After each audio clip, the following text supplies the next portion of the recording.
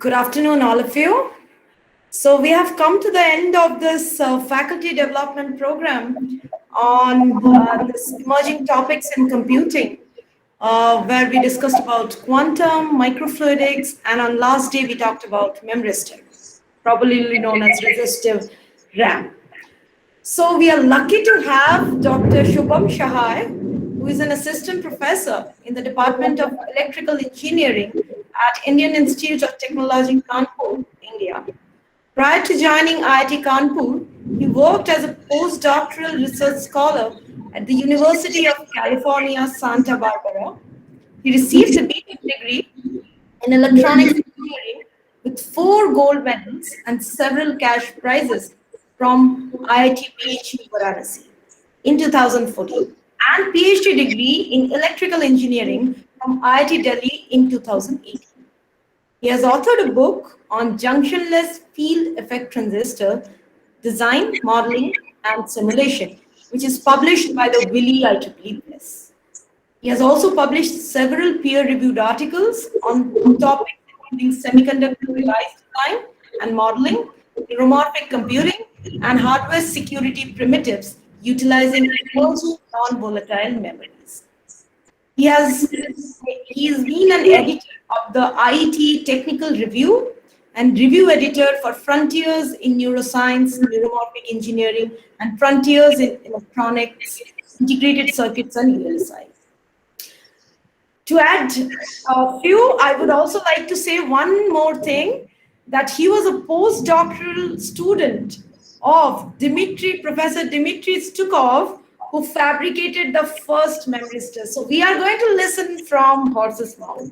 So with these few words, I would first like our Vice Chancellor, Professor Indranil Sengupta, to honor our guest. So a very good afternoon, Dr. Sahai. Yeah, hi, good afternoon. Hi. It is really a very great opportunity for us, and we're really thankful to you to have a researcher and academician like you gracing this occasion. As you know, that in the third track on Memristor, just before you, we had a talk by Shahar Kavatinsky, and then your talk. I know that you have done very good research in the areas of memory design, particularly resistive RAM, and then neuromorphic computing. So we're really very much eager to hear from you, because I would feel that this kind of FDP will be successful if some of the audience and our colleagues get interested to pursue research in this area. And since you are here, I would also ask people to contact you if required, start some collaborative activities. Sure. You can grow stronger. So thank you once again. Okay, you can start. Okay. So thank you so much for this invitation as a speaker for this event. Thank you, Professor. Thank you, Dr. Datta, and thank you, Vice Chancellor, sir, for your kind words. So I am always open for collaboration. I'll share my email ID. You can always reach out to me. And Shahar is actually one of my collaborators, so I know him really well. Yeah. So okay, so is screen sharing enabled? Yes, you can. Okay, just let me. Yeah. Okay, so is my screen visible? Yes, it is. Okay, and my pointer also is visible, right? Yes. Okay, so hello, good afternoon, everyone. So in this talk today, I'll be discussing about neuromorphic computing in general, but I'll only be focusing on a small part of this neuromorphic computing, which is kind of mapping neural networks to hardware. So nowadays, you must be listening a lot about these neural networks, artificial intelligence, big data, Internet of Things, and so on.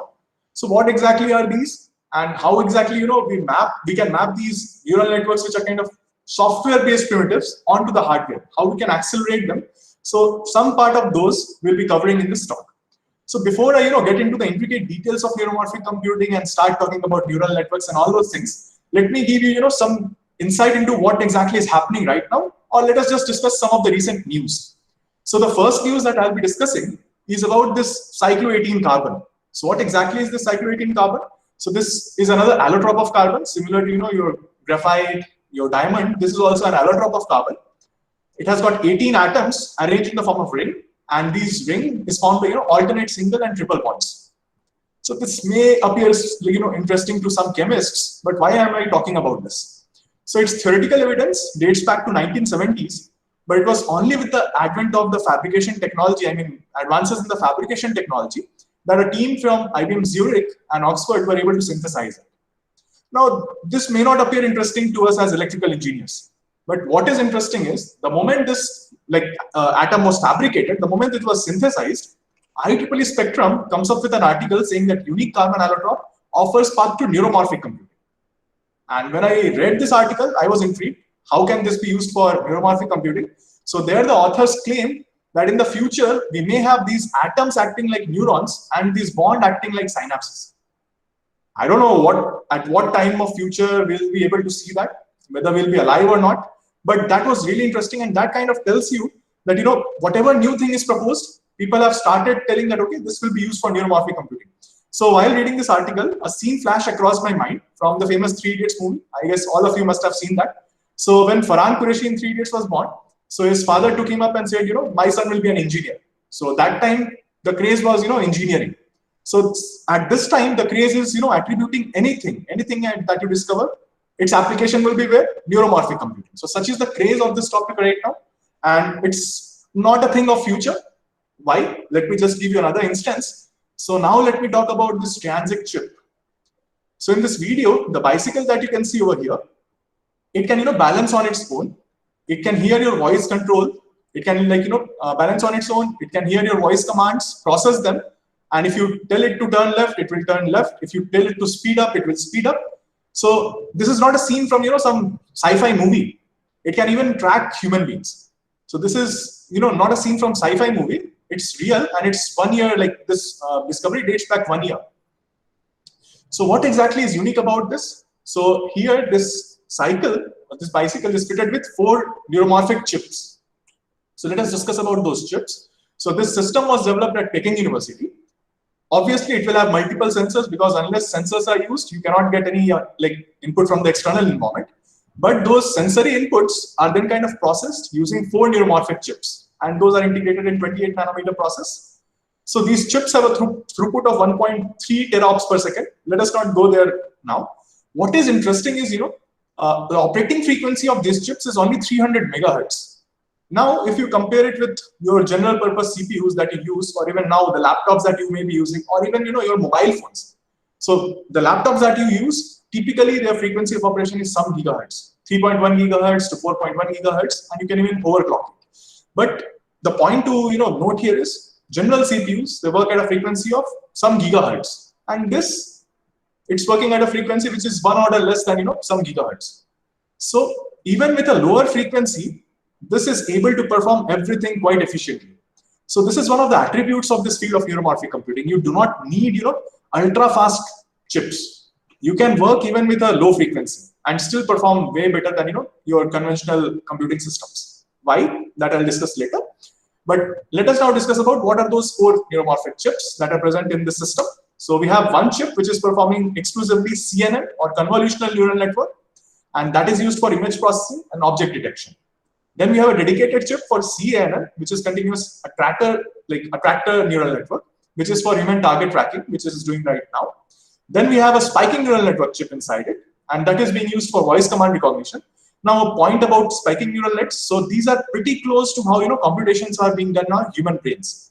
So in a human brain, computation is signals are generated in the form of spike, and depending upon the relative timing difference between the spike, the signals are being processed. So the same thing happens in your resonance. So it's called as third generation of neural networks, or I would say most biorealistic form of neural networks. And then the last is multi-layer perceptron, which is the most common form of neural network that you'll find anywhere, and that these guys use for altitude balance and direction control. So together these 4 chips make the system work amazingly. Now, what kind of neuromorphic ICs are available right now? What are the different advances in the field that has already been done? So let us look at them. So there are 3 flavors of these neuromorphic ICs which are available in the market right now. So the first flavor is CMOS neuromorphic processors, which are purely digital. And what are those? So the first one I would say is Intel Loihi. So this is also a spiking neural network based processor from Intel. So this is one of the most important, and they are also commercializing this. So this is one of the CMOS neuromorphic processors that are available. Then IMEC recently also showed with Global Foundry 22 nanometer technology. They kind of made an inference accelerator in their 22 FDX technology using SRAM as the memory element, and the computations were done within the SRAM. So this is SRAM based in-memory computing neuromorphic processor. So these are two processors which are quite advanced, like they're quite in quite advanced stage. Then the second flavor of these neuromorphic ICs that people have fabricated is hybrid CMOS non-volatile memory-based inference accelerators. So here, front end of line or the peripheral circuitry is basically CMOS based. It can be digital, it can be analog. However, the data is stored in non-volatile memories, preferably emerging non-volatile memories like resistive RAMs or Memristors, which is kind of the theme of this, the track of this event. The other emerging non-volatile memories are phase-change memory devices, STTM RAMs, and even CB RAMs. So there are several others. I mean, even the 3D NAND flash memory is an emerging non-volatile memory, although it is mature, but now people have started using that for computation as well. So this is also a flavor of inference-based inference accelerators or neuromorphic ICs. So let me just give you a brief glimpse of what exactly are the chips that people have already fabricated. So the one that I was also part of was from UCSB. So here we have Memristor crossbar. So here it's like 3D integration. So what we have is at the bottom, we have like your CMOS, which is the peripheral circuitry, decoders, encoders, and all those things. And then on top of it, we integrate the RAM device. And then with the help of this underlying CMOS, we select devices uniquely. So this is 3D integrated CMOS NVM based inference accelerator. Then we have this similar to this RAM based CMOS NVM based neuromorphic processor from University of Michigan, Professor Value's group. Then the first advancement in this field came with this IBM's TrueNOT chip, and this TrueNOT chip kind of consists of phase change memory devices. So it was the first chip which was based on hybrid CMOS NVM based inference accelerators. HP has also got its dot product engine. So here they have 3 Memristor crossbars, and then they have this peripheral circuitry which kind of has ADCs, DACs, and selectors to control the devices uniquely. Now, another flavor of these kind of neuromorphic ICs is, like I would say, they use exotic CMOS technologies like carbon nanotubes. So it's close to hybrid CMOS NVM, but instead of usual CMOS MOSFETs, they use CNT or exotic CMOS. So what are the examples? So one of the best examples of this is Stanford's hyperdimensional computing system, where what they did was they kind of had different layers of these systems. So in the lower tier, they had CNT FETs based decoders, encoders. Then in the upper layer, they had RRAMs, and they can stack them on top of each other. So by 3D integration, they were able to within the same area, they were able to kind of have CMOS as well as non-volatile memory, and the communication between them, if we have integrated them in a 3D manner, is pretty efficient. So that is one of the reasons why people go for this 3D integration of emerging non-volatile memories on top of CMOS. Okay, so with this introduction, or I would say with this highlight or broad overview of what exactly is this area going into, I mean, what exactly is the current trend, let us get into the details, or let me give a brief overview of what is to be covered in this presentation. So I would start with a discussion about artificial intelligence revolution. Then I'll talk about deep learning, which kind of forms the driving force behind this artificial intelligence revolution. Then I'll talk about the need for non-von Neumann computing. So presently all these CPUs, GPUs, everything is von Neumann. But why do we want to digress from that? Why do we want to use something which is non-von Neumann? So that is something that I'll be discussing. Then I'll give a brief overview of what exactly is neuromorphic computing. Nowadays you'll be looking at multiple papers on neuromorphic computing, but how many of them are exactly neuromorphic computing? I mean, what exactly is the meaning of neuromorphic computing? That is something which not many people know. Then I'll be talking about attempts to emulate the human brain also. And is neuromorphic computing same as emulating brain? That is also a question that I'll be answering. Then I'll be talking about Memristors or resistive RAMs or oxide RAMs or RE RAMs, whatever you call it, but they are same. Their operating principles would be discussed. Then I'll come to the main theme of this talk, which is how to map any neural network onto this RRAM crossbar array. And then at last, I'll be also talking about training of these neural networks on RRAM crossbar arrays and what are the hardware-aware training algorithms. And I'll then conclude. So let us talk about the artificial intelligence revolution first. So needless to say, we are living in an era of artificial intelligence revolution, and the applications are increasing rapidly. You can see that from 2013 to 2015, and now if you look at the picture, it would be even larger than this slide, and that is one of the reasons I haven't included it. So the areas in which artificial intelligence is being used has increased significantly. Nowadays, people are even using it in microelectronics, even material sciences. What they're doing is, in material sciences, they're kind of taking repository of papers that have been published in any area, that they're taking as data, and depending upon that data, your algorithm or your artificial intelligence system is able to predict what composition of a material will give you the best properties. And when you fabricate, you are actually getting those results. So artificial intelligence is really important for research in all the domains nowadays. Even microelectronics, like 2 days ago, I read a article in Forbes that says that Nvidia, Google, and all, they have come up with an agreement that now even chip design would be done by AI. So what they'll do is they'll give all these standard cells as input to this AI, input to this model that they'll make, and this AI system, what it will do is it will just map them, route them, place them in such a way that it gives you the best performance. So now they're planning to automate even that process. So now it is till this date, there's some amount of human intervention which goes there, like standard cell placement or even PNR, some amount of human intervention goes there, especially when you are doing some complex design. But now from semi-custom, they're trying to make it fully automated. So earlier it was like full custom design, like Intel 4004, where designers made each of those transistors and they placed it on the IC. Then it became semi-custom. Some part of load of the designer was taken care of by these CAD tools. But now they're trying to even intervene, they're trying to remove human intervention at all. So if that comes, then a lot of jobs will be in trouble, and I would say, but new jobs will be created for AI people. So someone's loss is some other's gain. So that is always the trade-off in the world. Anyways, so now let us discuss, the moment you talk about AI, one thing comes to your mind automatically. Has India missed the bus? What exactly is the status of AI in India? Is the government paying enough attention to it? Are we doing enough for it? The answer is no. India has not missed the bus. India is still in the race for AI supremacy. And the government of India, the Niti Aayog, has a special national strategy for artificial intelligence, #AI for all, which is taking into account, which is looking into this field, and it is investing hugely in this field, and we are not lagging behind the other superpowers. So that is one of the advantages, I would say. And now if you look at yourself, or if you look around, you'll find that these AI primitives have kind of become a part of our everyday lives. So there are some voice assistants, like you must have used OK Google or Cortana or Alexa. The richer ones would have used Siri from Apple. Also, many times we use these camera filters like Snapchat. We see how we look we use different filters. We use Face App to know how exactly we look like when you get old. So all these camera filters, voice assistants, and so on, everyone must have seen it in some form or may have used it. So these have become part of our everyday lives, and no doubt these machines are these systems are pretty intelligent. You ask them questions and the replies are pretty funny. However, if you look at them closely, you'll understand that these devices or these systems, they do not work without the internet. I mean, this Alexa system, if there's no internet, it won't work. So the reason behind this not working without internet is that the processing of these systems is still done on the cloud. So what happens once you give it any instruction, it kind of sends it to the cloud, and it's processed on the cloud and then sent back to the system.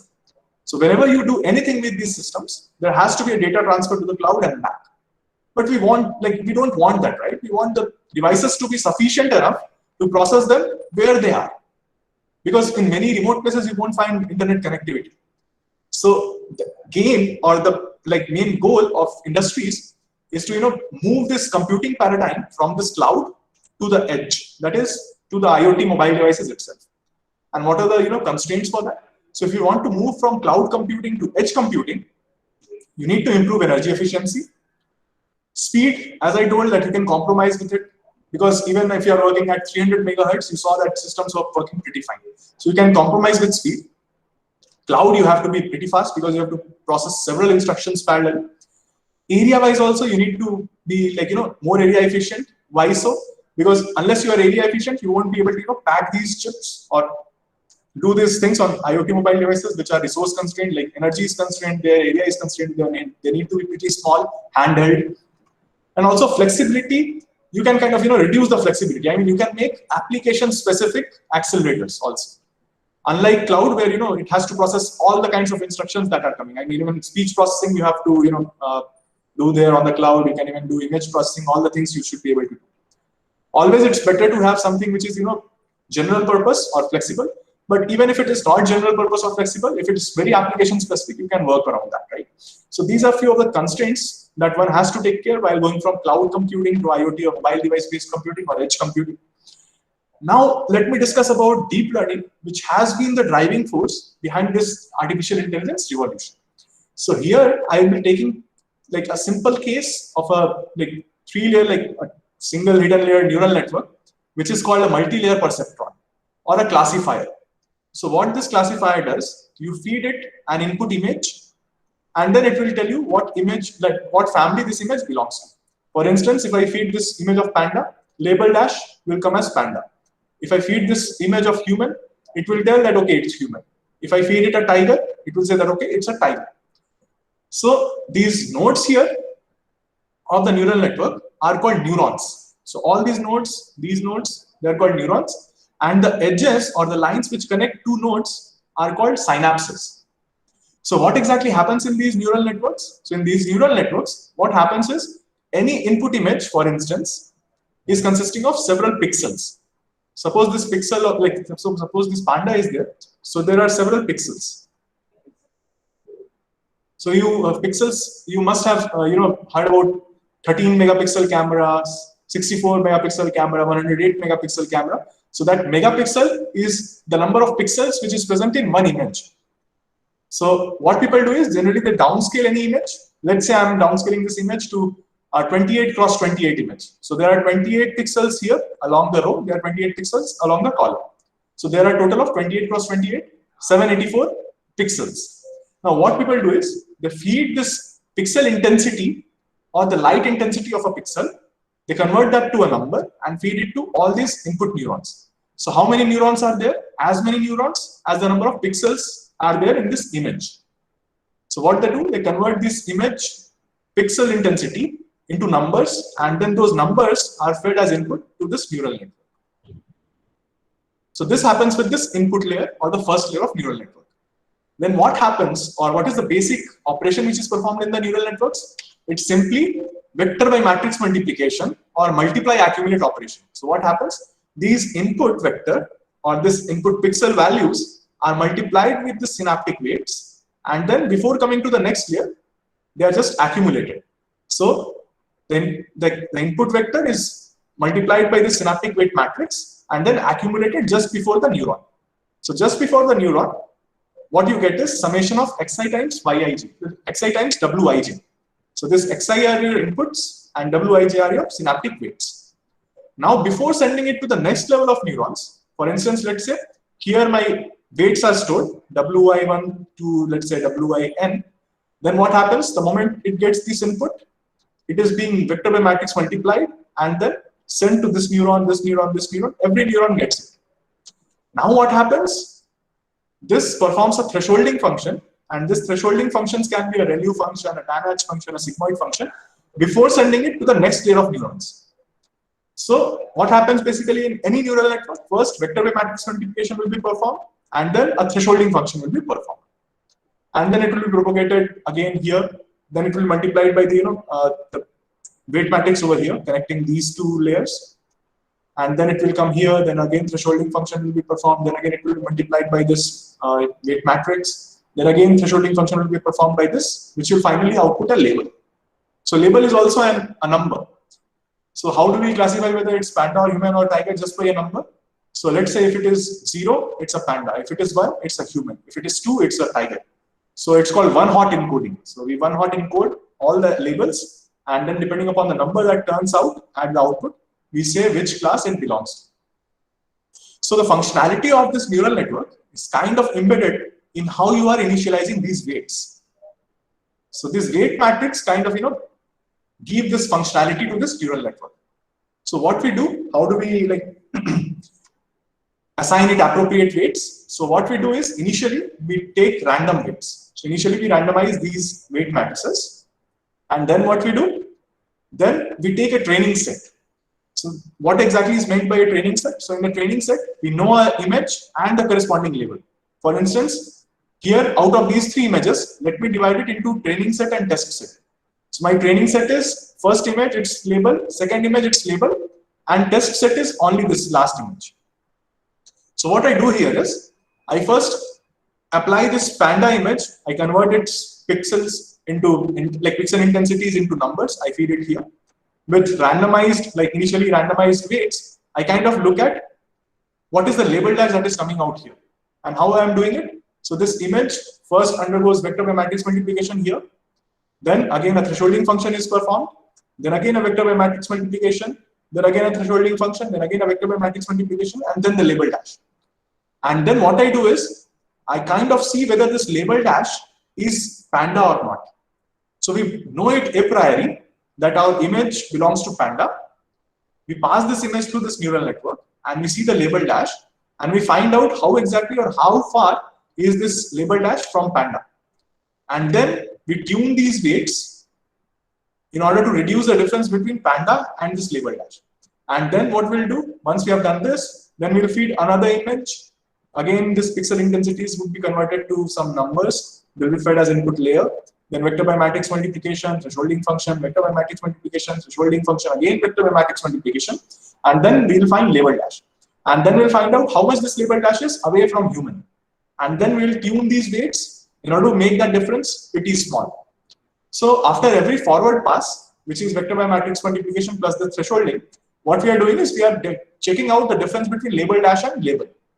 So that is kind of known as error calculation.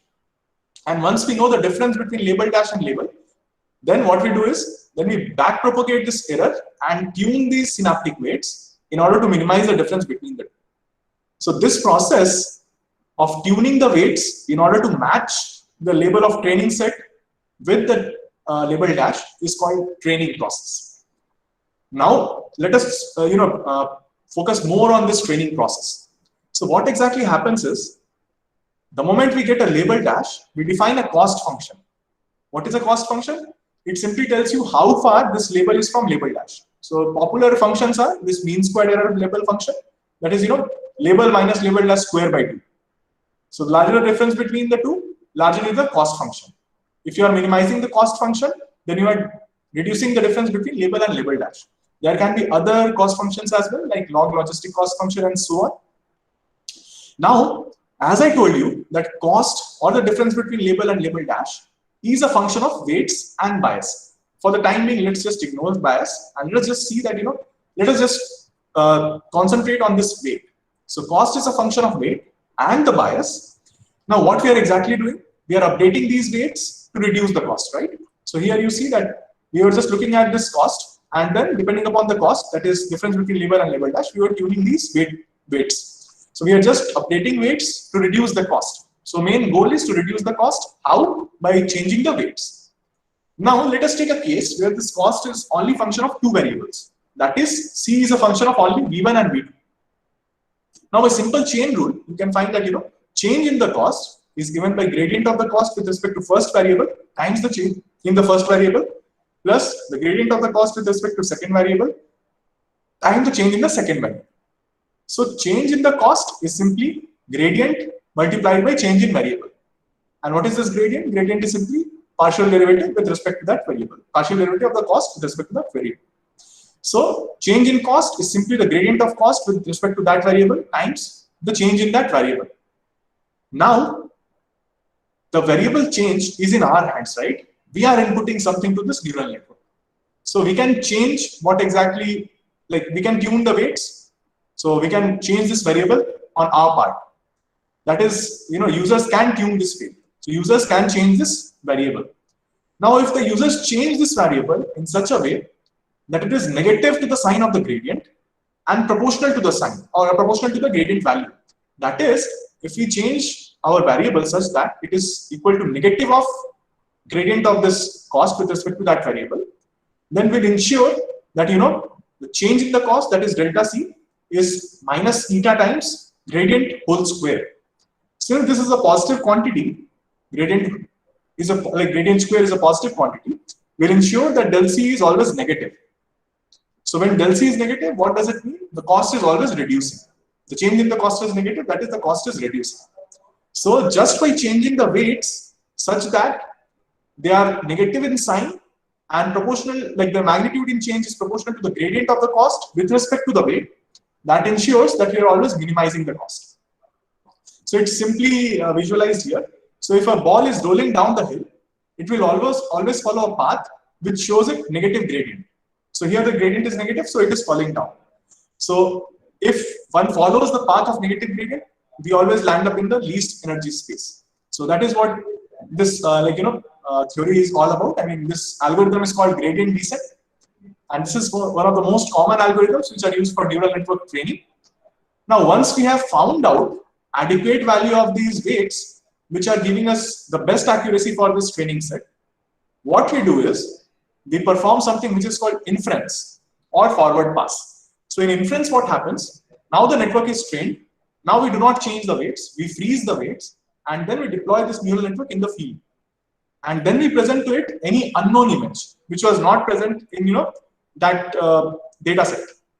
So when that happens, again, we'll convert these image, we'll convert each of these pixels into its pixel intensity, and this pixel intensity will be fed as a number to this neural network. Vector by matrix multiplication will be performed, thresholding will be performed, then again vector by matrix multiplication, thresholding, again vector by matrix multiplication, and then we'll get some output. Oops, it identified me as a panda, maybe because I gained some weight in the lockdown. But the message that I want to give you here is, it identifies the correct class only if it is trained properly.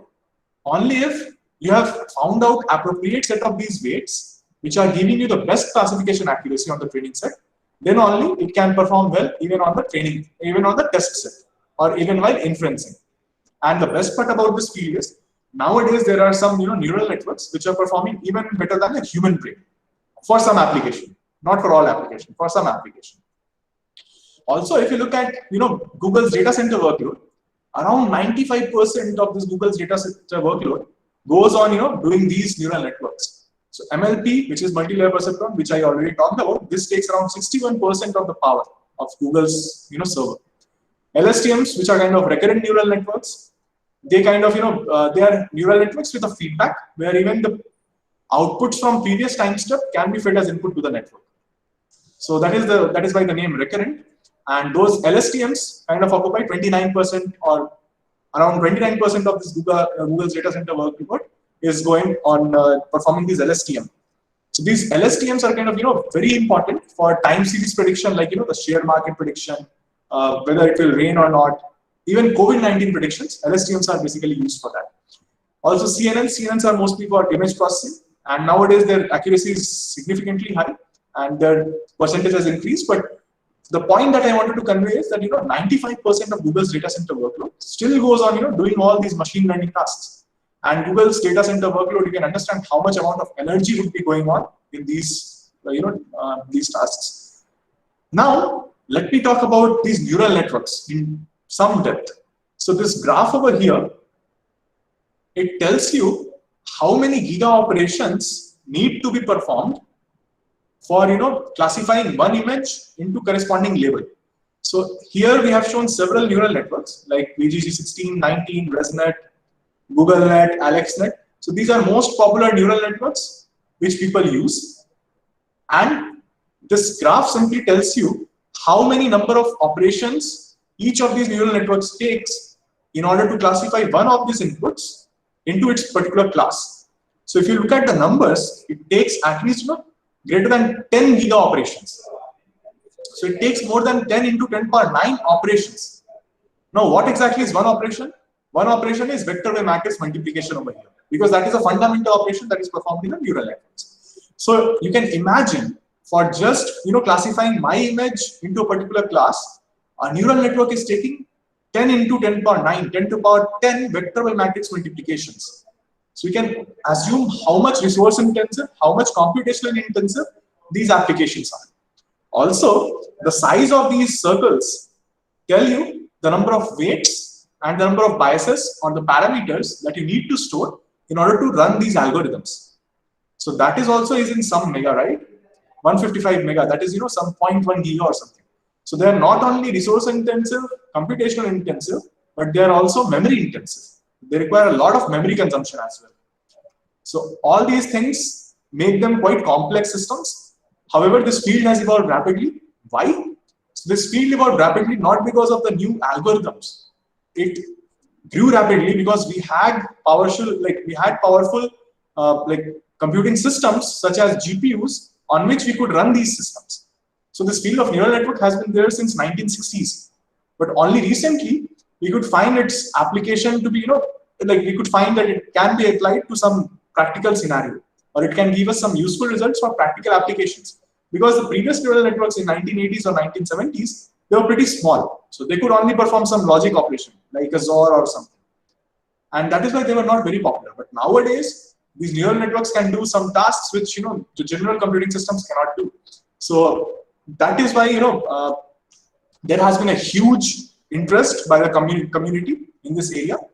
Now, since we talked about these GPUs and advanced computing systems on which we run these systems now, let us look at what exactly are they and how exactly they work. So first, I'll be talking about this NVIDIA Turing GPU, which is one of the most advanced GPUs from NVIDIA. So let me just talk about its specification. So it can perform 8.1 teramax or 8.1 into 10 to the power 12 multiply accumulate operation or vector by matrix multiplication. So MAC is equivalent to VMM.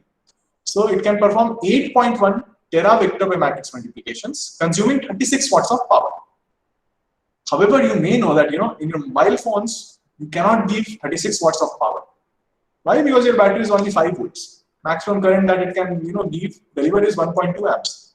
6 watts is the maximum power that you can deliver, or 6 watts is you cannot deliver at least 36 watts. That's for sure using your mobile phones.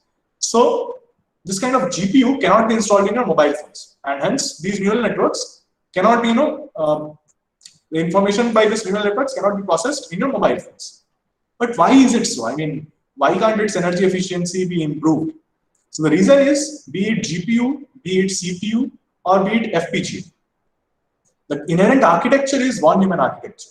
So in von Neumann architecture, what happens is your memory and processor are two separate blocks. And whenever you perform any operation, then memory has to be accessed. For instance, even when you are adding two numbers, first what you do, first you input the two numbers. Then those two numbers are stored in some memory location. Then they are fetched to the processor. The processor, what it does is, it kind of does the addition of two numbers and then again stores it in some other memory location. So even when doing a simple operation, you see that memory is fetched multiple times. So fetching of this memory is something which is very, I would say ubiquitous or very frequent in these von Neumann computing systems. And every time you fetch the memory, you drain some amount of energy and you add to the latency. So von Neumann architecture is the inherent problem of these, advanced digital systems, because of which you cannot install these systems on your mobile phones. So Google, it tried to, bring memory and processor as close to each other as possible. That architecture is called near memory computing, and it came up with this TPU. So TPU, you can see its specs that it can provide you 92 into 10 to the power 12 vector by matrix multiplications, consuming 40 watts. So you can see that although this has increased, I mean the number of computations that it can perform has increased, energy consumption or the power is, it's all the more same. Like 36 and 40, there is not much of a difference. You cannot even implement this in your mobile phones. However, what they did, I mean, how they tried to improve the efficiency. So they tried to bring in memory as close to processor as possible, near memory computing architecture. So they placed their cache memory as close to ALU as possible. So here there is ALU, here there is cache. Then here there is DRAM, which is the main memory, that is also placed pretty close to this, processing elements or this ALUs. So just by this near memory architecture, they were able to improve the number of computations that they can perform given an amount of energy. But still, it is, the energy levels are pretty small, and the energy levels are pretty high to be used in your mobile phones or IoT devices or wireless IoT sensors and so on. Now let us talk about the role of academia. So academia came up with several digital inference accelerator ASICs. Some of them were, UNPU, sticker, LNPU. This sticker was from MIT, I guess. So what they did was they used all sorts of tricks. So these are digital inference accelerator ICs. So they used all sorts of tricks like, dynamic voltage scaling, that is, reducing the VDD during the operation of the device. Then they also exploited sparsity. Like in neural networks, most of the synapses or most of the weights are placed close to zero. So what they did, since it's a sparse neural network architectures, they kind of played around that also and made them more efficient. So if you compare the TPU's energy efficiency with these inference accelerators, you'll find that they're at least an order of magnitude larger. So these ASICs or application-specific ICs, which are kind of digital inference accelerator, perform like an order of magnitude better as compared to Google's TPU in terms of energy efficiency.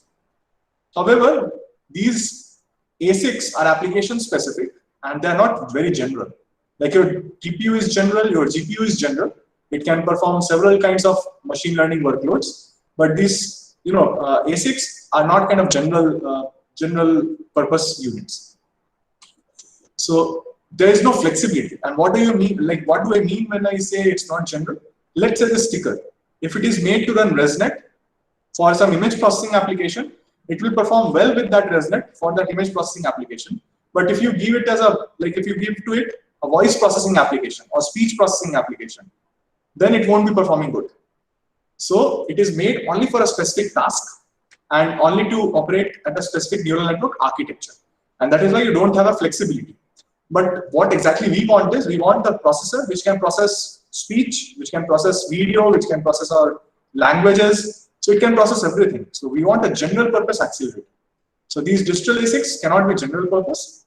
And also if you look at their energy efficiency values, I mean in terms of TOPS per watt or tera operations per watt, you see that it's only some tens of teraops.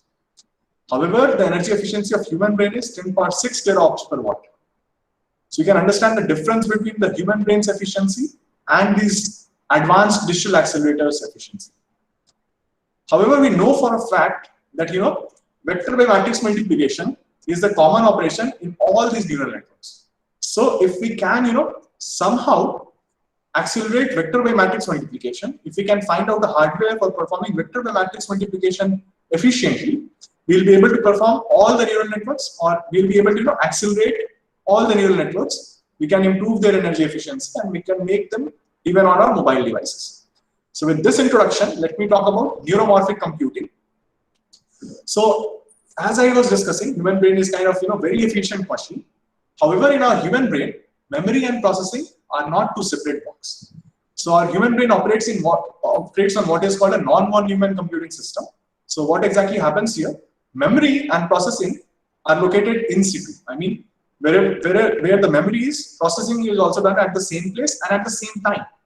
For instance, while you are looking at this lecture, while you are listening to this lecture, some part of it is also going into your memory, and also you are able to process the information. So at the same time, you are able to process the information, understand it, and some part of it is being stored in your memory. So memory and processing are done at the same time in your human brain. Now, human brain works on some elements which are called neurons. So there are 100 billion neurons in the human brain, and each of the neurons are connected to 100 to 1000 similar neurons with the help of these synapses. So a total of 100 trillion synapses are there, and it just requires 2 liters of space. You can assume how amazing this is. Also, for days of work, it consumes only 20 watts of power, less than this LED. The best part, which I feel about the human brain, is it is performing the processing real time, even with ionic conduction mechanism. Now, why I say that that's the best part? Because in real world, this electricity and all, the mechanism is electronic. You have electrons which take this electricity somewhere, and you know that the speed of electrons is pretty fast. Someone may say speed of light. So speed of electrons is pretty fast, but ions, they are heavier particles and they don't move pretty fast. And also in our brain, how these signals are propagating is because of the chemical potential difference. That is, diffusion is the major process which leads to flow of these ions from one neuron to another, or vice versa. So what exactly is happening? Whenever it gets an input stimuli, these neurons act to change the concentration, they make a concentration gradient, the membrane potential changes and it makes a concentration gradient such that some ion channels are opened, And these ions, like calcium ions and all, they go from one neuron through the synapse to the other neuron. So by that, by diffusion process, it is kind of sending those signals. And you know that diffusion process is pretty slow, right? So even with that kind of pretty slow process, it is able to do everything real time, and we are not able to observe any difference. So you can understand how efficient our brain is. Now let me talk about neuromorphic computing. I mean, what exactly does neuromorphic computing mean? So neuromorphic computing simply means that we have to take inspiration from brain, as in the way it does some applications like visual perception, like auditory response, sensory response, and so on. We have to take inspiration from the applications, how brain is doing it, and then preparing some VLSI circuits or using nanotechnology to mimic those different parts or different applications. So neuromorphic computing doesn't mean emulating the entire brain. It's very difficult to mimic the entire brain. It just says you take inspiration from some application that the brain is doing, and then make circuits to emulate that application. So that is what neuromorphic computing means. In any sense, it doesn't mean that you have to mimic the brain, you have to emulate the human brain at all. So now let us look at the activities that people did for emulating human brain. So the picture over here shows you Rickens-K computer. This is the 4th super largest computer in the world. So about its capabilities, so it has got a like 0.7 million processing cores. It has got 1.4 million GB of RAM. It occupies the area of an entire room. So that is another artifact which I have not mentioned. So this system was used for simulating or emulating 1.73 billion nerve cells, and they were connected by 10.4 trillion synapses. Now I told that the brain has got like something around 100 trillion synapses. So it was just used for emulating 1% of the brain, and it took this machine, this huge machine, 40 minutes to simulate 1 second of brain's activity. If you extrapolate, it will take 6.5 years to simulate 1 year of brain's behavior. You can just understand how, like, to what scale is the difference between these two, between our human brain and these digital systems. I mean, it's the 4th super largest computer, like it's the 4th fastest supercomputer. Its speed and all are amazing, but when it comes to mimicking the activities of brain, it can't perform well. What is the reason behind this discrepancy or this difference? The main reason is brain is not digital, and it's not one Neumann architecture unlike these machines. So in our brain, it's in-memory processing, and inherent architecture is itself, the non-one Neumann architecture. Now let us look at how we can, incorporate this non-one Neumann architectures using VLSI circuits, simple VLSI circuits. So as I told that, this vector by matrix multiplication is the most common operation. So how can we, apply, or how can we implement this vector by matrix multiplication utilizing hardware?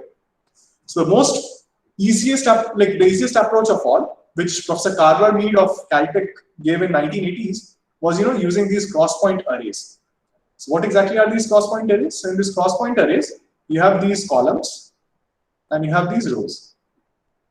So in between each of these row and column, you have an adjustable conductance or a adjustable resistance. So you have these variable resistances or adjustable conductances in between row and column, and that is why they are called cross-point devices. And then you have a structure like that. If now I am encoding my inputs in the form of voltages, and if I am encoding my weights in the form of conductances, that is, weight 11 is stored as conductance value of this, weight 21 is stored as conductance value of this, weight 12 is stored as conductance value of this, then what exactly I am doing? Since this input is encoded as voltage, the current through this is simply V divided by R or V into G. So the current that flows through here is V11 times G11. If this is input, if this is weight, then it's input multiplied by the weight. So you are kind of realizing multiplication just by using Ohm's law. And now this current will add to this current at this node, and then similarly all the currents will add up on this column, and then the current that flows through here by the Kirchhoff's law, it's the summation of V in 1 times G11, V in 2 times G12, V in M times G1M. So if you encode inputs in the form of voltages and these weights in the form of conductance values, then the output current here gives what? It gives you vector by matrix multiplication value. So just by exploiting physical laws such as Ohm's law for multiplication and Kirchhoff's law for addition, you have been able to realize vector by matrix multiplication on the circuit. And is it von Neumann or a non-von Neumann architecture? So here weights are stored here, and the processing is also done here. You don't have to fetch the weights from memory and then perform everything here for post processing here. So it's in memory processing, or it's also called non-von Neumann architecture. If this was so lucrative, why didn't people do something like that? I mean, why didn't people come up with processors based on cross point arrays earlier? Reason was that until recently there was no efficient adjustable cross point device like this. So what are the properties that we want out of these cross point devices? First, they should be stable, they should be adjustable. That is, their conductance level should be tunable by the applied pulse. That pulse can be electrical or optical, but its conductance state should be tunable. And second, since in neural networks we freeze the weight and then we don't tune them, so if we freeze these weights should remain there. They should not drift. That is, it should also retain the weight for some time. That is, these need to have some memory as well. So such a complex requirement of these adjustable conductances were not fulfilled until recently. So what changed recently? So as Dr. Datta mentioned initially, we had this Memristor fabrication by my postdoc supervisor, Dr. Dimas Tupo. So he fabricated with this first Memristor, which are nothing but adjustable 2-point devices, which can change their conductance values, and they can also store these values for some point of time.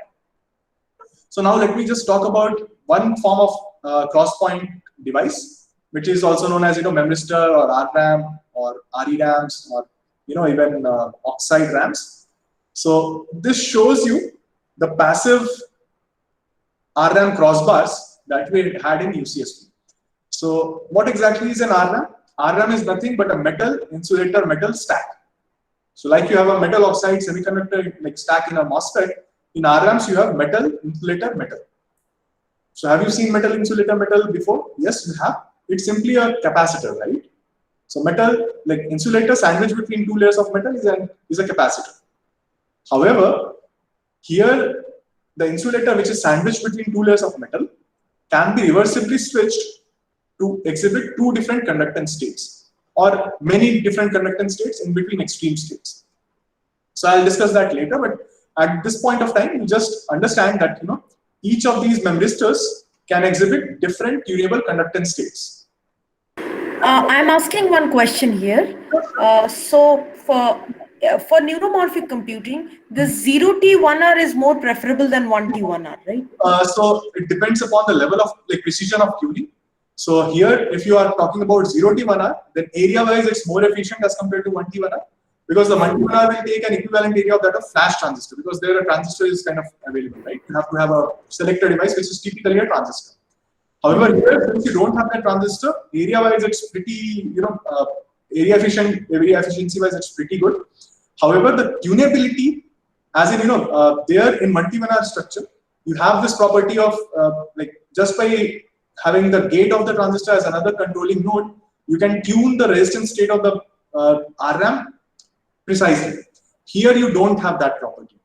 And also these 0T 1R crossbars, they suffer from a problem which is called sneak path leakage. So this sneak path leakage is large in 0T 1R. In 1T 1R, you can mitigate it by just turning off the MOSFET. So if you talk in terms of area efficiency, yes, 0T 1R is the best. However, if you talk in terms of tunability as well as robustness against sneak path leakage, then 1T 1R is better. So for large scale, for larger functions, it is always better to have 1T 1R, right? See, again, it depends on the application. So if your application requires that your tunability has to be larger, the precision with which you need to tune the weights has to be larger, then you should go ahead with 1T 1R. But neural networks in general are kind of robust to even some amount of faults that are introduced by tuning the weights. So since the application itself is robust to some amount of tuning error, you can even work with 0T 1R. So again, it depends on the application. Thank you. Thank you. So these RRAM devices, they also show you tunable conductance states, as in I can program its conductance from, let's say, 2 microsiemens to 32 microsiemens with an interval of 2 microsiemens. I mean a step of 2 microsiemens, and I can program it to 16 different conductance states in between 2 and 32 microsieverns. And it also stores these values, or these values remain stable with time. Here I only measure it till 1 second, but even till 10^6 seconds, they're kind of stable. And that we have already demonstrated. So these RM devices fulfill both of the conditions that you can show tunability, you can change the conductance state, and you can also retain the value of that conductance state for a specific period of time. Now let me get into details of what exactly are RRAMs or RERAMs or Memristors or OXAMs. So these are a few names by which it is known in the community. As I told, it's a MIM structure, and it's available in 2 flavors. One is 1T1R, which is here, where RRAM is kind of integrated on top of drain of a MOSFET. And the second one is this passive crossbar configuration, where you have these RRAMs arranged in the form of a crossbar. You don't have any selector device. Now, as I told that here, since a 1T1R, like in a 1T1R structure, since a transistor is involved, the effective footprint is the footprint of this transistor, which is very large as compared to this crossbar array. And how these memristors are arranged in this crossbar. So it will become very clear. So these lines, these vertical lines are kind of your bottom electrodes, and these horizontal lines are your top electrodes. So if you look here in this diagram, you have these horizontal electrodes, or going from left to right, you have the top electrodes. So left to right, you have top electrodes. And these bottom electrodes, which are going from top to down, here they are coming out of the sheet, or these are your bottom electrodes, these two. And at the intersection of each of these top and bottom electrodes, you have MIM structure, and that MIM structure is a memristor. However, in between, where there is only one electrode, there is no MIM, or there is no memristor. So it's arranged in the form of a crossbar. At the intersection of each of those horizontal electrodes and vertical electrodes, you have a RM. So this is how a passive crossbar is made. Now, how exactly a RM works? So initially, you start with a capacitor. So in the virgin state, you have this top metal electrode, this bottom metal electrode, and in between you have an insulator. So this is a perfect capacitor. It won't work like a memristor. What needs to be done? So this device acts like a Frankenstein's monster. What you need to do is you need to pump in a huge amount of current, or you need to apply a very high voltage to stress it and to achieve what is called soft breakdown. So once that soft breakdown is done, you introduce a lot of vacancies inside this insulator. And this process of obtaining soft breakdown by applying a huge stress on the electrode is called forming. And by this huge stress, you are kind of, waking up this Frankenstein's monster. And once the soft breakdown occurs, these oxide vacancies form the conduction filament, and they connect this top electrode to the bottom electrode. Now, since something is connecting this top electrode to the bottom electrodes, current can easily flow between top electrode and bottom electrode. And as such, the device goes into what is called as low resistance state. Now, the best part about RRAM is it can be switched from this low resistance state to something which is called high resistance state just by applying electrical pulse at the top electrode. So let's see what happens when you apply a negative voltage on this top electrode. So when you apply a negative voltage on this top electrode, some of these vacancies from here, they get attracted towards this top electrode. And as such, you uncover a neutral insulator region, which is shown here. And once that is done, there's nothing which is connecting top electrode to bottom electrode, and there is this gap which is formed by insulator. And as you know, that insulator shows you a very high resistance. Therefore, the resistance of this device goes to a high resistance state. So by applying negative voltage, you are performing what is called a reset operation, and you are forcing the device into the high resistance state. Now again, by applying a positive voltage on the top electrode, you will force some of them, or you will repel some of these vacancies towards this bottom electrode. And again, you will come up to this configuration where this oxygen vacancy conduction filament is connecting top electrode to the bottom electrode. And this process is called set. And by the set process, you are forcing the device from high resistance state to the low resistance state. Also, by applying partial switching pulses, what you can do is you can only force one or two of these vacancies here, so that you are reducing the resistance of this, but you are not exactly forcing it to the, you are not exactly growing conduction filament to connect bottom electrode and top electrode. So actually, the number of filaments or number of these vacancies which are absent from here, they also depend upon the energy which you are giving to this device, going from low resistance state to high resistance state, or coming back from high resistance state to low resistance state.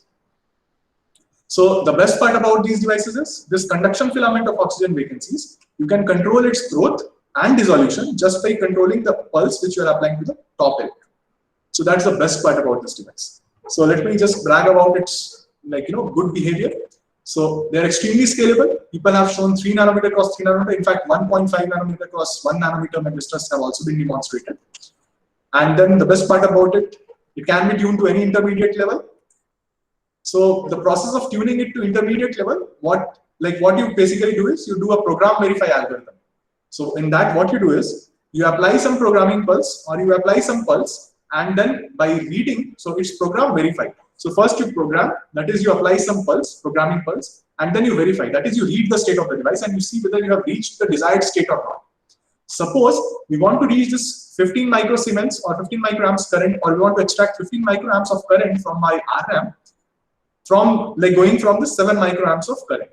So what we do, we have to reduce the resistance in order to increase the current or increase the conductance. So for increasing the conductance, what we do? For increasing the conductance, we saw that we were doing this from HRS to LRS, we were doing the set process. So we apply this set pulse. So green represents this set pulse. So we apply a set pulse, then we again verify, or then we read. So you can see here that set is followed by a read. Again this set followed by a read. So we apply a set pulse, then we read the state of the device. Then we apply a read pulse. Then we again apply a set pulse of a higher magnitude.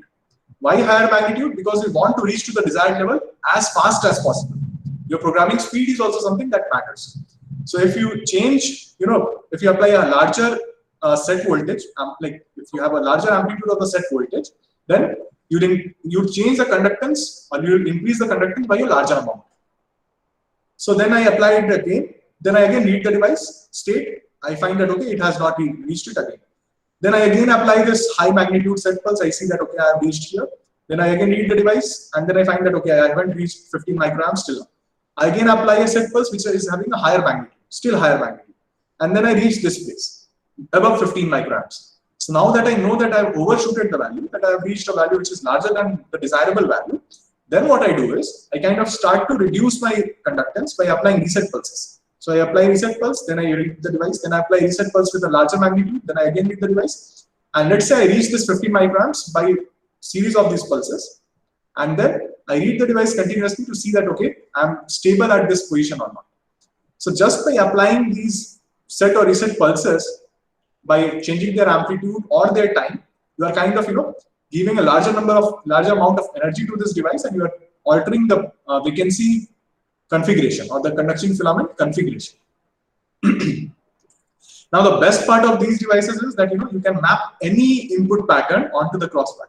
For instance, here this smiley face was first, what I did here was I kind of converted the smiley face pixel intensities into some numbers, and then I normalized the resistance or the conductance of this RAM to those intensities, and then I programmed those intensities in terms of the conductance state of these RAMs.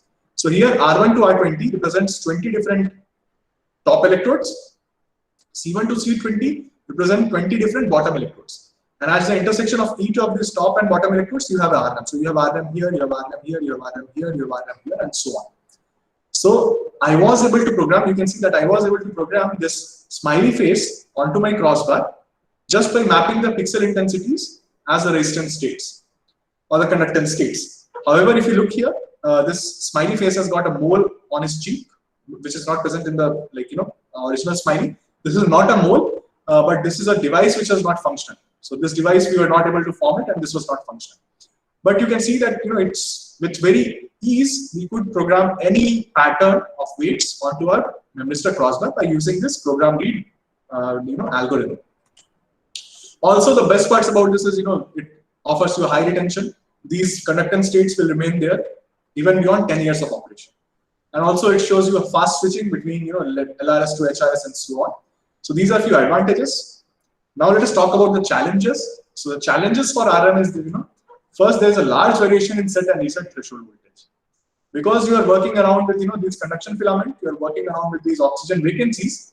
So formation or dissolution of this conduction filament is a probabilistic process. You cannot say that only one conduction filament will form. There can be a possibility that several conduction filaments are formed. If you apply 1 volt to this top electrode different number of times, you can end up getting in different resistance values from this device. So variation is something which is very bad for this device, and this is one of the reasons why RRAMs have not come up as a commercial memory. So its variation kills its application from a memory or storage perspective. However, as I told before, there are some applications like these neural networks, for instance. They can work fine even in the presence of variations. You can tune them, you can train them well even in the presence of variations. And that is why these devices are pretty good contenders for realizing neuromorphic ICs. So you can see that, you know, in one crossbar, we kind of characterized different devices, and we saw that their threshold voltages were kind of distributed. And this is just because, you know, this dissolution or formation of filament is kind of probabilistic. Also, there is a large random telegraph noise. So this distance is only like, you know, 5 to 10 nanometers, and nowadays only 3 nanometers, like the insulator thickness. And in that, let's say 2 nanometers, like out of 3 nanometers, let's say 2 nanometers is covered by this oxygen vacancies. So we have only 1 nanometer of, you know, gap here. So what is there here? Any voltage that you apply to this top electrode, it will kind of, you know, fall between these 2 points. So within 1 nanometer, you will have a very huge electric field. Because of that huge electric field, you have generation, recombination, and also tunneling can take place between these vacancies and these electrodes. So all of these things together lead to a large amount of fluctuation. And let's say if you have a trap in between them, then the trap will, you know, trap electrons from here, it will then, you know, release it here, or it can trap from here and release it here. So the overall, or the relative effect of RTM is quite high in RRAMs. Also, there is this current fluctuation because of that tunneling mechanism and generation recombination. There's a competition between these 3 processes. And as such, although you are applying same pulse to switch the device, the behavior of the device for different pulse, like I am applying this same pulse for 10 cycles, and you see that the switching curve is different for different cycles. So what can we do with this? We can actually sample these different current values, and we can extract random numbers out of it.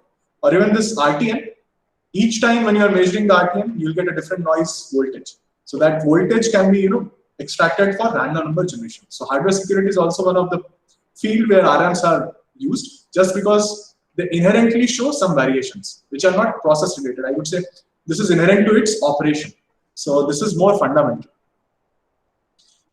Okay, so now let me come to the main theme of this talk, which is mapping neural networks onto your hardware or onto your RRAM crossbar arrays. So how do we do that? How do we map neural networks? So here, let me take an example of this bilayer neural network. So what is bilayer neural network? It has got only one input layer and an output layer.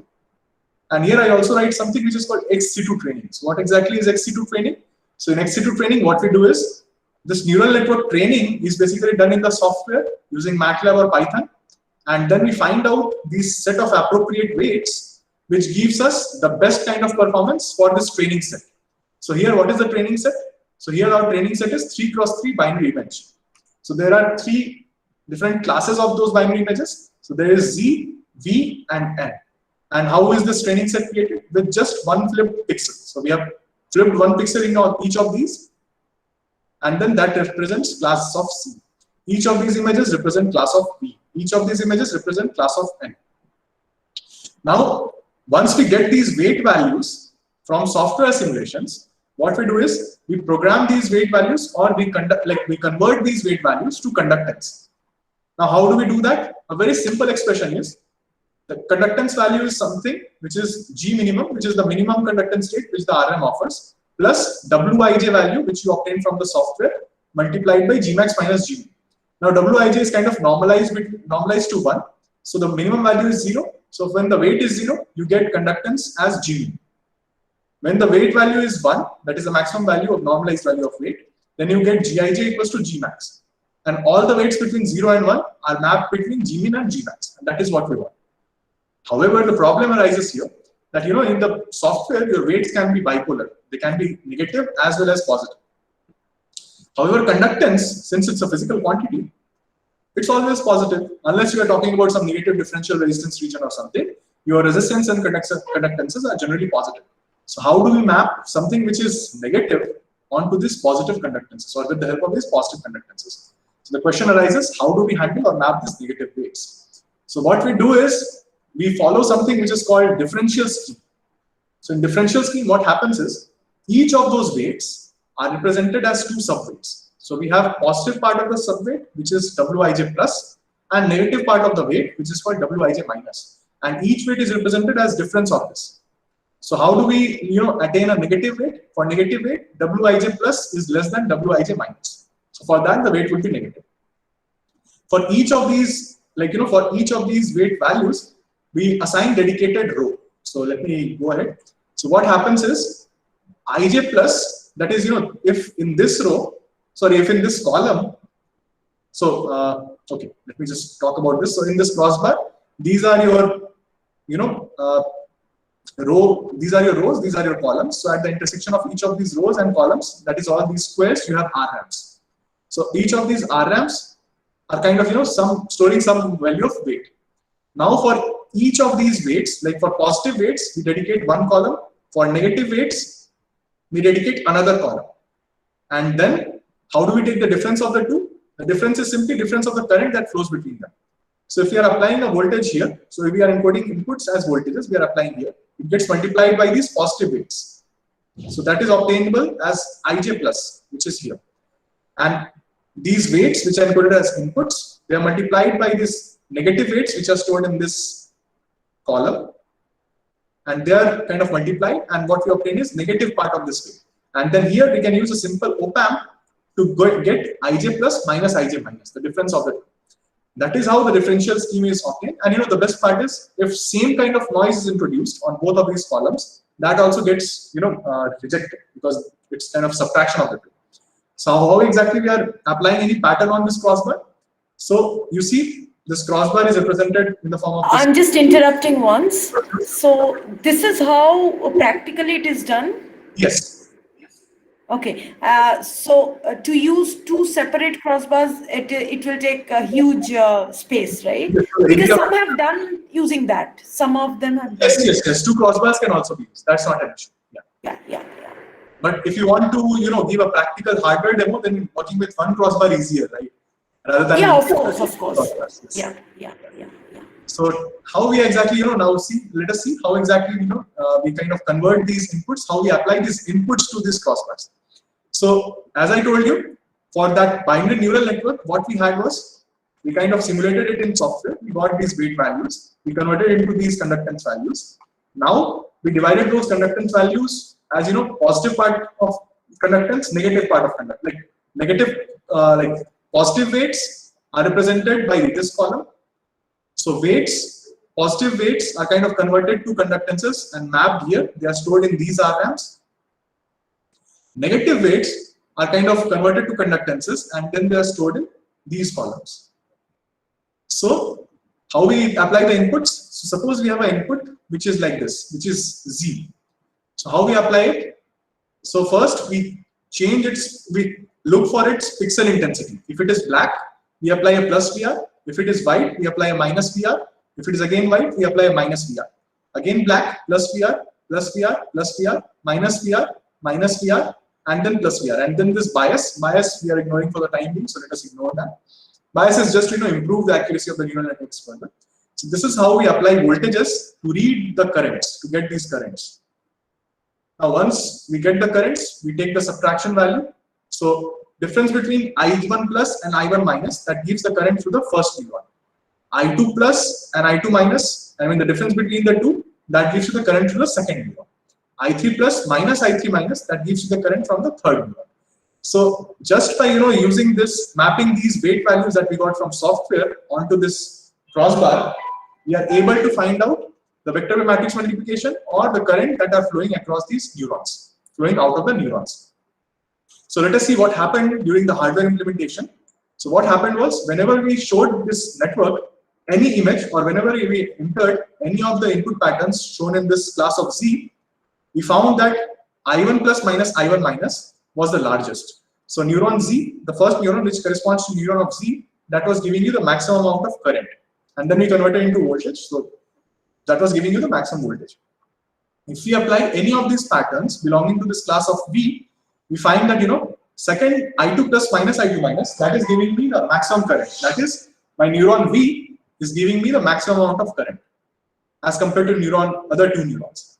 Similarly, if I apply any of the patterns from this class of N, then what I find is that this neuron M, that is the third neuron, that is giving me the maximum current. So just by updating or just by mapping those conductance values obtained from software simulations here, we see that we are able to classify these images into their corresponding classes. Now the question arises, here it was just a binary neural network. Can we go for even complex networks? Yes, we can. So we have also given hardware demonstration of a two-layered neural network where we introduced a hidden neural network. Just a second. Yeah. So here we have introduced what is known as a hidden layer as well. So what happens? Earlier we had to deal with only one conductance matrix. That is, earlier we had to deal with only this conductance matrix. But now, since we are having a hidden layer as well, we have two different weight matrices. So when we have two different weight matrices, what we typically want to do is we would want to have two different crossbars to kind of map these two weight matrices. And what is the role of this hidden layer? So hidden layer is just to learn some delicate features. It improves the accuracy of your neural networks. So now what we did was we here also we trained the network XC2. That is, we trained this neural network with this kind of training set on the software in MATLAB, and then we found out the best possible values of these weights, this weight matrix and this weight matrix, and then we used two crossbars. On the first crossbar, we mapped these weights, and on the second crossbar, we mapped these weights. So what happened? Similar to the previous case, we were converting these 4x4 images in the form of voltages. That is, if it is 0, like if it is intensity is white, we'll apply minus VR, black, we'll apply plus VR. So we were applying voltages as the input, and then the vector by matrix multiplication, which was performed by this, was kind of being given and then converted by this op-amp circuit, and then it was given to the next layer of neurons here. So you provide some inputs based on the input voltage according to the pattern, then vector by matrix multiplication was performed, then this op-amp circuitry was performing the threshold function, and then that was given for vector by matrix multiplication, and then again thresholding function was giving us the output. So it was like inputs are performed, like inputs are given, vector by matrix multiplication is performed, thresholding is performed, then again vector by matrix multiplication, and then again thresholding and the output. So the point to be noted is we use two different crossbars for for accommodating two different weight matrices. So this was the setup that we kind of came up. So this is one crossbar, this is the other crossbar. These are some switch matrices. I mean, it's a very complex setup. So it uses custom PCB with crossbar, and these are two crossbars, 20 plus 20, and then analog switch matrix. The best part was whenever you applied any data set from this pattern A, you obtained that the first neuron was giving you the maximum output. Others were giving you low output. If you apply any of the patterns from this T, you see that this neuron corresponding to T was giving you the maximum output. Similarly, if you apply patterns corresponding to this P, you see that this third neuron is giving you the maximum output. And if you apply any of the pattern corresponding to X, you see that it is highly cluttered, right? At some points of time, it is giving you the maximum output, but otherwise it is sharing the other neurons are also giving you high. They are also spiking. So what is the problem? Problem is that because of those non-ideal behaviors, because of those variations and all, the accuracy of the neural network is not pretty good. Even on this small data set, you see that the accuracy is only 81.2%. So this is one of the major problems with RM-based neural networks. Because of the variations, the accuracy that you can obtain is far away from the software accuracies or the ideal accuracies. So this is one domain in which work is still going on. People are trying to improve the linearity. They are trying to reduce the variations. So those are a few aspects where people are working. Now let me talk about neural network training. So let me talk about the basics of neural network training. So let's say that we have a neural network, and as I told that the basic functionality which is performed is vector by matrix multiplication. So at layer J, so let us talk about this neuron J in layer L of this neural network. So its output is simply, just a second.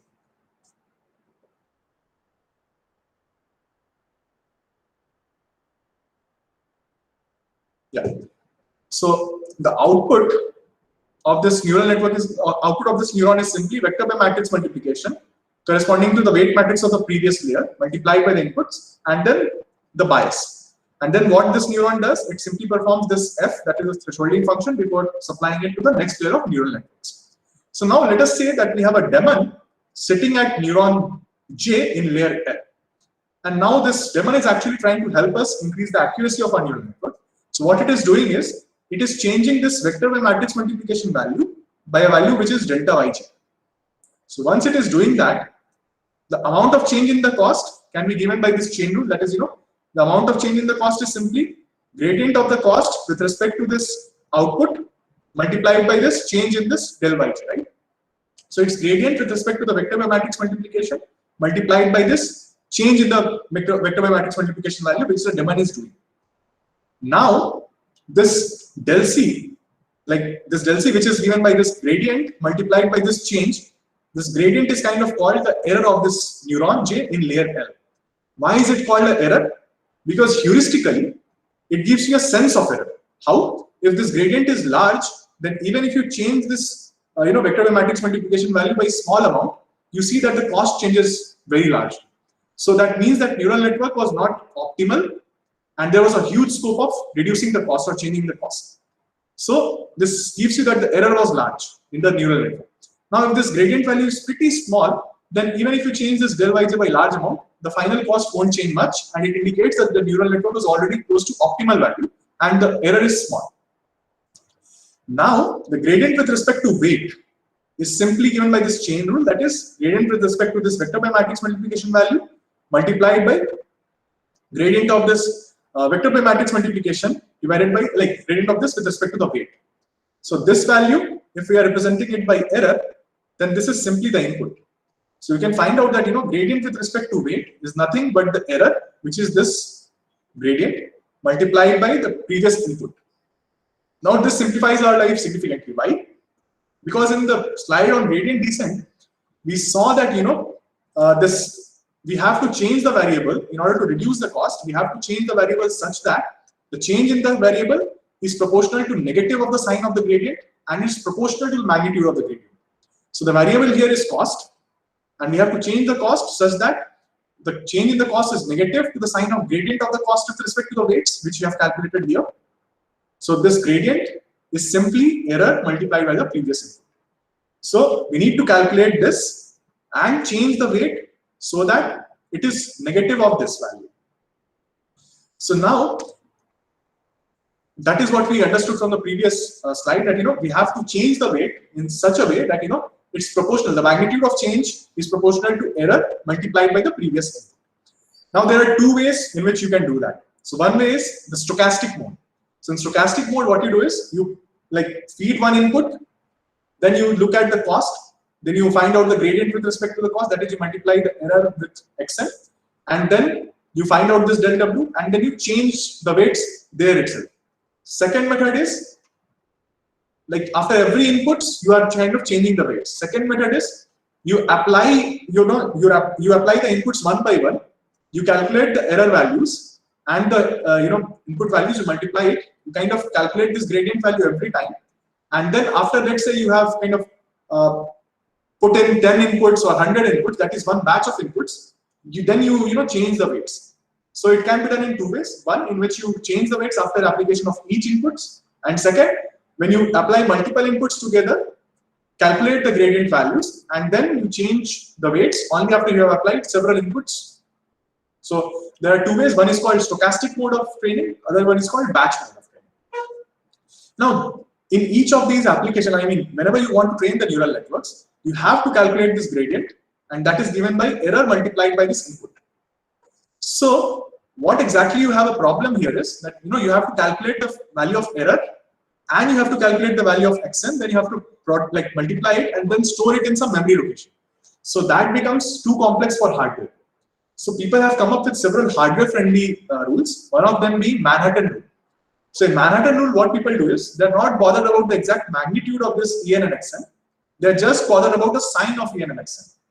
So what they do is, depending upon the sign of the weight update, they apply a pulse of fixed width and duration, so that the conductance changes by a particular value, so that the G is changed in a particular direction. Let's say that the value of this, we don't care about the value. Let's say that the direction of this is negative. So what we do, we just apply a voltage to reset the device. Let's say the value of this is positive. Then what we do, we just apply a voltage to set the device. So it will be clear now. So what exactly happens is, suppose we have to, increase these weights represented by positive sign. So to increase these weights, what we do, we apply plus VW/2 here, and to all these cells where we have to increase the weights, we apply minus VW/2 here. As such, the overall voltage across these cells is VW/2 minus VW/2, that is VW. And because of that, because of V right, what happens? Their conductance increases. So that is how we can update several of these conductances in parallel. And why do we apply this VW/2 and minus VW/2? Because if we apply VW here, then all of them which were connected to the ground, they will all share the same VW, and all of them will be updated.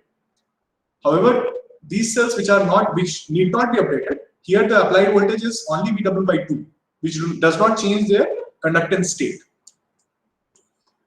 However, the problem with this kind of scheme is, since we are applying a pulse of fixed width, since all these devices are showing different threshold voltages, the conductance doesn't change by the same amount, it changes by different amount. And this amounts to the error. I mean, this leads to error in the classification accuracy. Now, this kind of fixed amplitude training, can we also have variable amplitude training, where we actually calculate these values of error and input multiplication, and then we update the weights by the same amount, I mean by the amount given by this. So yes, there are certain schemes. So one of the scheme is which was proposed by us. So what we did was, so we first calculate the error in the peripheral circuit. I mean, this error multiplied by this xn, these all are calculated in the peripheral circuitry. And then what we do, we apply voltages proportional to the log of input and log of error at the two ends of the crossbar. How? Let us see. Let's say this is our crossbar, and let's say we want to decrease these weights. Let's say we want to decrease this weight and this weight. Sorry, let us say that we want to decrease this weight and this weight, where the pulses are being applied. So now what we do, to the column we apply voltage proportional to log of error, minus log of error. So it's minus log of E1. And to the row we apply a voltage which is proportional to log of x1. So the overall voltage falling across this device is log of x1 minus of log E1. So it's simply log of x1 plus log of E1. Now log of x1 plus log of E1 can be presented as log of x times E. So this Vx minus Ve is actually proportional to log of x times E. Now, what exactly is x times E? Since this log of x times E is present here, and this applied potential is proportional to that, the property of Oxam is, or Rm is that the applied voltage changes the conductance exponentially. Since your conductance change is exponential to the voltage applied, so del G is simply proportional to exponential of log of Xc. And exponential of log of Xc is something which is x of E, right? So by this scheme, where you are inputting these voltages proportional to the log of inputs and errors, you can directly realize del G as a function of x times E. So by doing this variable amplitude training, you can actually tune the weights or tune the conductances proportional to the exact value of the gradient and not by the sign of the gradient, which was the previous case. So when we did that, we analyzed it and we found that when we trained it using XC2 training, the accuracy of the network was 98.43 on MNIST. Using Manhattan, that is fixed amplitude training, the accuracy was 98.02. It had to decrease because we were only worrying about the sign of the gradient and not about the actual value of the gradient. And when you go for this variable amplitude training, then you see that the accuracy improves. Accuracy improves significantly. Now let us conclude. So this field is evolving rapidly, and it has got something for everyone. I mean, starting from the level of device designers, we need to make devices which are linear, where the variation is pretty small. We need circuits which can work with these devices, including variations. We need some new systems which can take these circuits as kernels and then work around them. And we also want some new algorithms which are hardware friendly. So we need devices with high endurance, less variability, less nonlinearity. We need circuits which could accommodate these devices and work even with these hardware imperfections like variations or nonlinearity. We need architectures which can share these circuits as their kernels. Then we also need algorithms for hardware friendly design. So it has got something for everyone working at different levels of abstraction. And the main problem that I told you was that the current accuracy is pretty low on data sets such as MNIST or CFAR, which are kind of considered the standard data sets in the machine learning community. And these hardware neural networks are conceived or perceived as poor classifier within the machine learning community. So improving their accuracy is one of the major work which is kind of going on right now. And at the end, what is the main target? The main target is reaching the level of efficiency of human brain, that is some exaflops processing. So thank you for boggling your neurons and synapses during this talk. Any questions, feedbacks, or suggestions would be highly appreciated. And you can also reach out to me on ssahay@iitk.ac.in if you want to discuss anything or if you want to collaborate. So thank you very much. Thank you, Dr. Sahai, for such a powerful talk from the first slide to the last slide with the same level of energy. Thank you so much. Questions from participants? Okay. Dr. Shah, I have one simple question for you. Sure. Yeah, you talked about that 1T1R architecture for neuromorphic arrays, which can eliminate the snake path problem. Yes. But my question was, instead of 1T1R, can you have 1TKR? 1T? KR. That means the entire row of the crossbar can be controlled by a single transistor. Yeah. That is actually in 3D RRAMs. That is what people are doing. So the bottom is your transistor, and then they integrate several of these RRAMs on top of it. So 3D RRAMs basically have this 1T KR structure which you're talking about. Okay, 1T KR, all is one of this. Yes, one on top of it. Yeah. They are all controlled by that. Okay. They are all controlled by this. That is good. Yes. Hello, sir. Yes, Right. you can go ahead and ask. Sir, I have seen some bridge models for this Memristor-based neuromorphic computing. So, are those models are compatible for mapping in crossbar? See, bridge-based models and all, they are primitive models, I would say. So they just look in. So they are all behavioral models. I mean, they don't take into account the physics of the device. And these crossbars, you can make crossbars out of them. That's not an issue. But I don't know. I mean, these behavioral models, unless you calibrate the model parameters to some experimental data. Actually, sir, in that model, they have shown that they can store negative weight as well, from minus 0.9 to plus 0.9. Yeah, there can be some models. I mean, see, modeling is something that you can do.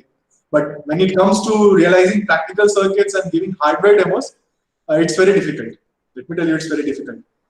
So the guys I've shown you, that tuning property and all, it took them 4 years of optimization. So after 4 years of iterative process between fabrication, characterization experts and all, then we were able to come up with that stack which was giving us uniform kind of tunability and so on. So it's a very difficult process, especially for passive crossbars. Yeah.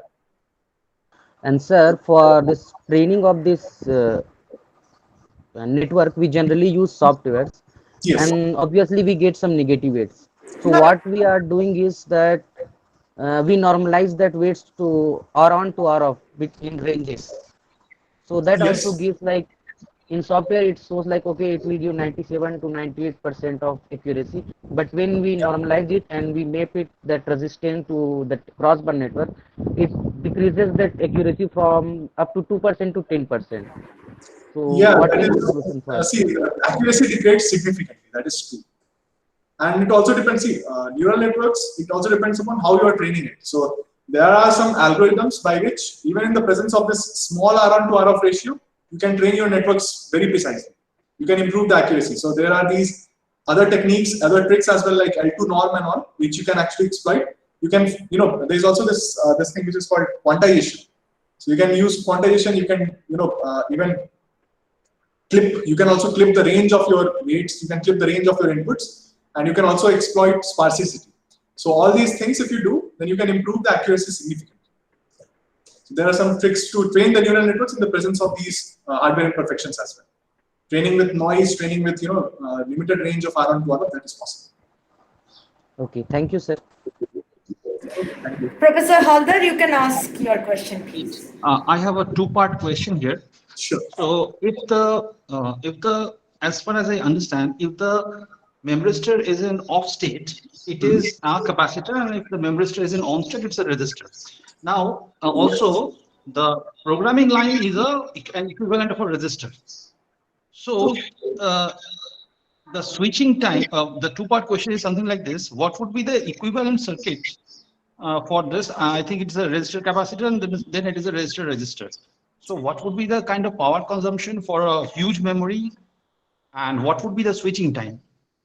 So power consumption, it depends upon the resistance states. Typically, the resistance states or the conductance state that we have right now is like the on-state resistance is close to 10K to 1K, and the off-state resistance is close to some mega ohms. So 10K ohms to some mega ohms. But people have shown the possibility of realizing memristors with halide perovskites and all those exotic materials, where they can go from 10K to 10 giga also. And also there are some HFOX based memristors where they tuned the stack and they were actually getting some giga to some mega. So on state, like the R-on was close to some mega and R-off was close to some giga. Depending upon that oxide stack, you can have several ranges of that resistance, and it's actually the static dissipation which is more important here. So it's simply I square R kind of dissipation. So depending upon the number of memristors you have, depending upon the resistance, their on state, off state, what is the state, like what is their present state, you can calculate the power. Yeah, so simply if it is in mega ohms and you have a 1 mega bits of memory, it becomes 1 ohms, and so 1 ohms is a pretty low resistance to have on chip. But at this like 1 ohm, why would it be 1 ohm? I mean, so yeah, so 1 megabit is equal to 1 million memristor unit. But you are actually talking about the parallel connection. They're not arranged in a parallel connection, right? You have a crossbar connection. Not all of them are in parallel. Okay. Oh, okay. Yeah. Okay, so at one time maybe 8-bit or 32-bit or 64-bit is being depending accessed. upon whatever your size is. And what about the switch? Yeah. And what about the switching time? Yeah, switching time is in some nanoseconds. So you can. So people have shown memristors with switching time of even picoseconds. Nowadays, like Shahar is working on RF mem switches or RF switches using these memristors. So he has been able to show some picoseconds level of switching speed as well, or some switching times of some picosecond as well. Typically, it's some nanoseconds, microseconds to nanoseconds. All right. I'm satisfied. Thank you. Thank you very much. Yes, Dr. Frank Boklund. Yeah. Yes. Thank you, Shubham, for a wonderful talk. I just have some general question regarding the set and reset.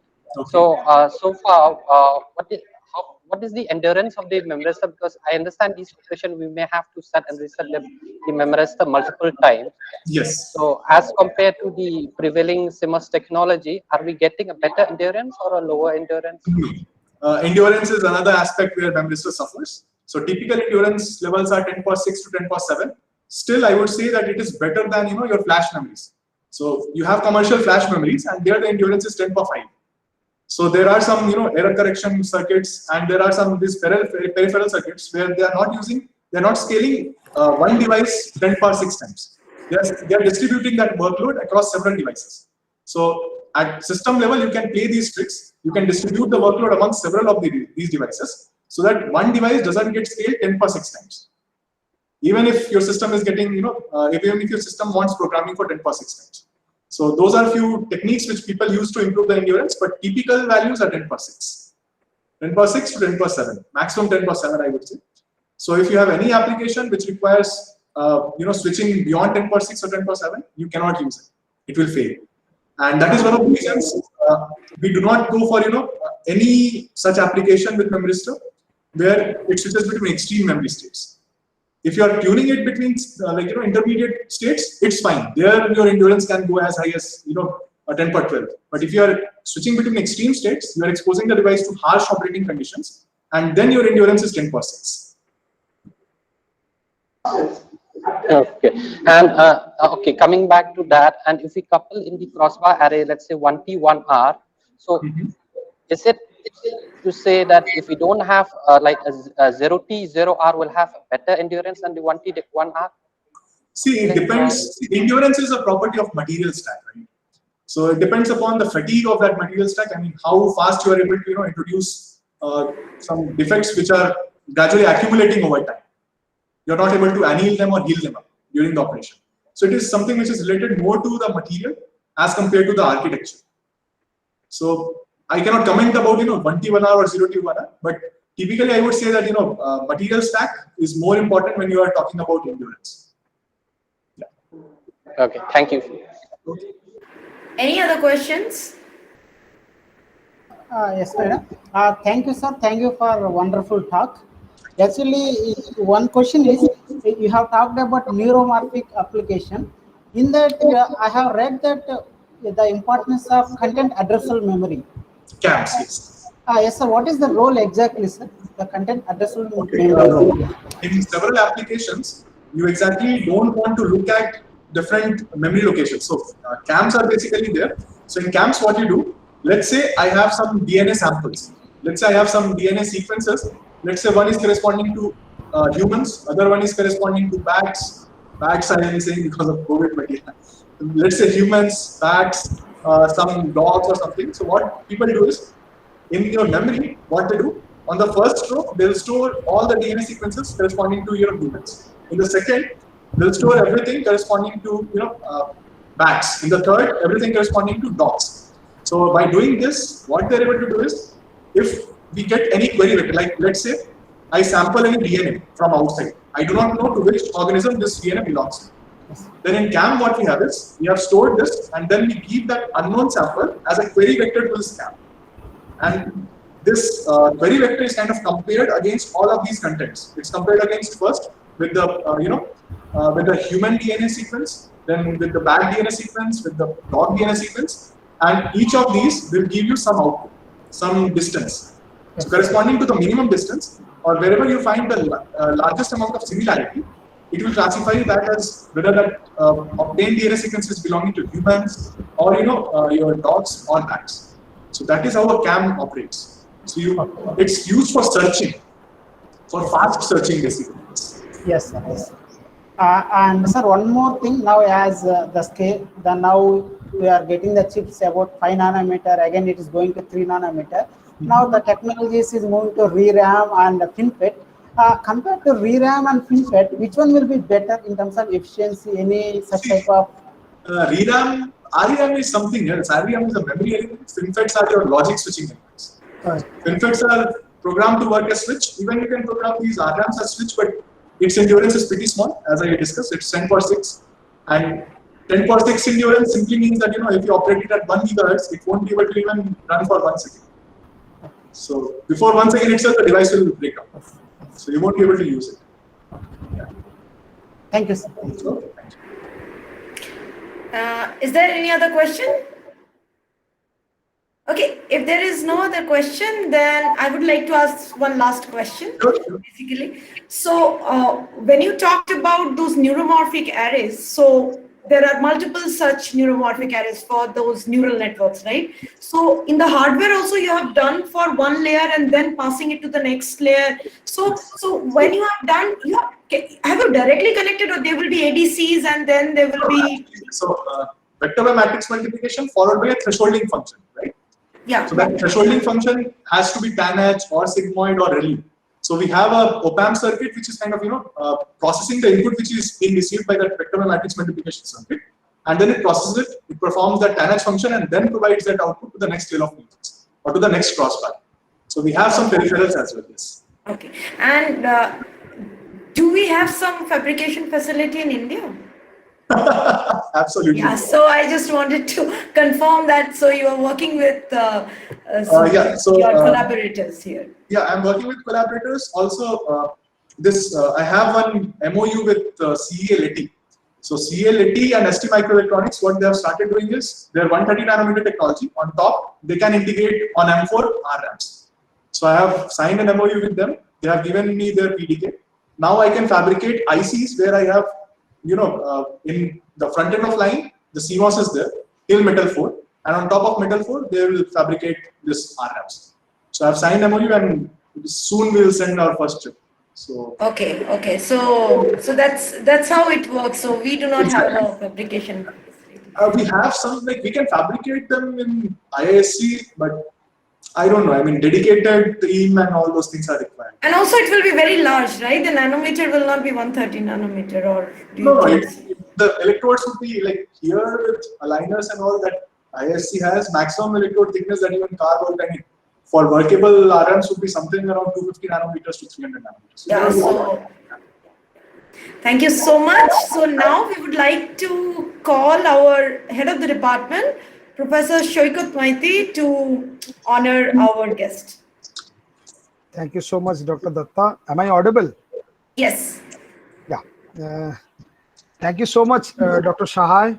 It was a nice experience to have a good discussion with you, along with our faculty members, along with the other faculty participants in the FDP program.